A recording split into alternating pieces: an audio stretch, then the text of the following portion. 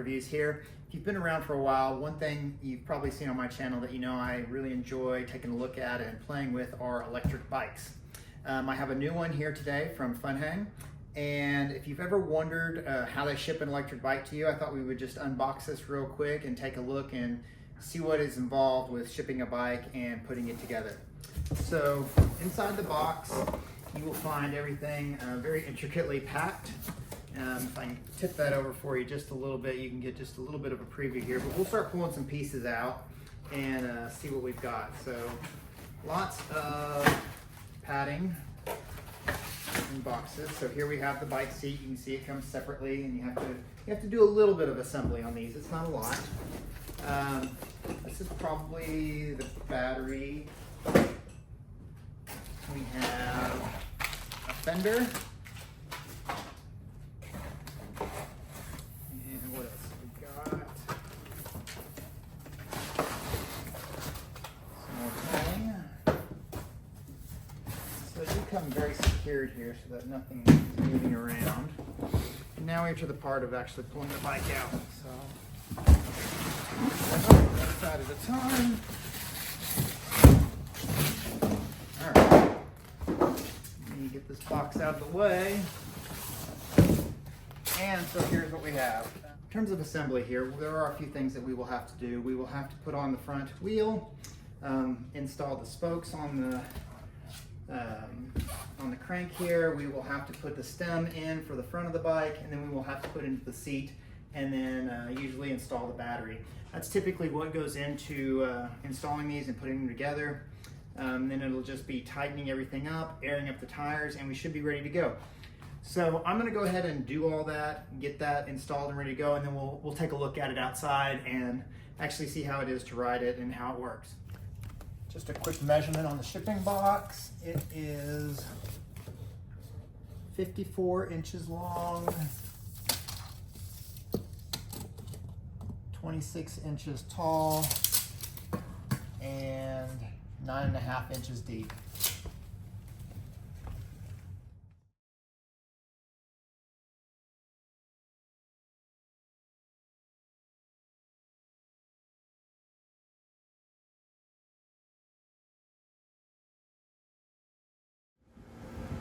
All right, guys, I'm out here outside, and as you can see, I am a fan of electric bikes. I have quite a collection here, but I did get the bike fully assembled.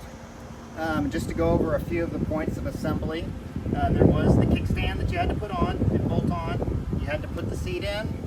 There was the back fender you had to attach. Obviously the pedals you have to attach. The battery was already pre-installed, so I didn't have to do anything there. The front wheel I did have to put on, slide the disc brake in, and then run the spindle through it and bolt it in. It does have a quick release on it so that if you ever have to take the wheel off, you can.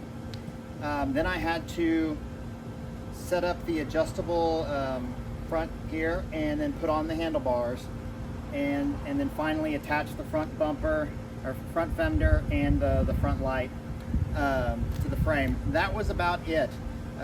Outside of that, it comes completely, for the most part, assembled. You just have to attach those few items, and it includes all of the wrenches and the Allen key hex bolt wrenches to tighten everything up and get it going.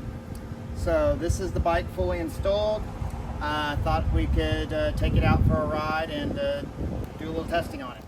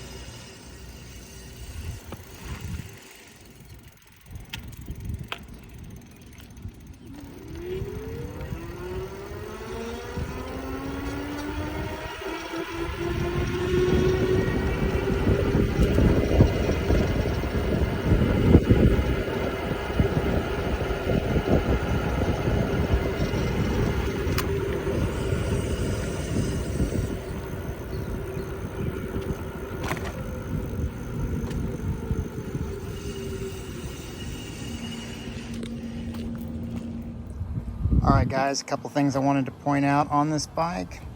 In terms of the pedal assist settings, there are 5 different speeds you can set for how much assistance you want when pedaling. At top speed, it did clock me in at 21.5 miles an hour, which is pretty great for an e-bike. I do like the fact that this is a 21 speed, so that I can switch from a lot of different gears to handle some of the different hills and such in my neighborhood, and maintain a good speed while doing that. They are Shimano gear shifts, so they are smooth and they do work well when going between gears. This does work on the left by moving this thumb dial up for moving up through the gears, and then you press this to go down the gears and it'll bring it back down. Same thing with this one. This one is just a slide mechanism that you can pull this forward and back to shift through the gears. Over here on the left, there is a button for the flashlight that you can click, and then there is a horn button that you can push and hold for as long as you want the horn. Another thing to point out here, the keys. The keys do not have to be in it to ride the bike. The keys are simply to lock and unlock the battery. So if you never plan on taking off the battery or unlocking it, you want to keep it on there and you will just charge it while it's on the bike, you can lock it and stick the keys in the drawer and you won't need them again. The charging port is on the other side, accessible to charge with, and then there is a master power on and off switch here as well. So if you're not going to be using the battery for a while, you can turn it off here to save and maximize your battery life.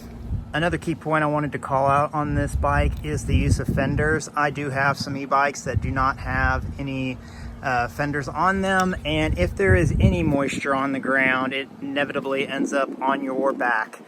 With the amount of torque and wheel spin that these are getting, it will sling stuff up on you. So it is a nice inclusion that they put these on here, just to kind of help keep you a little drier or cleaner if you are riding these in the rain or with any moisture on the ground. So that is a nice touch.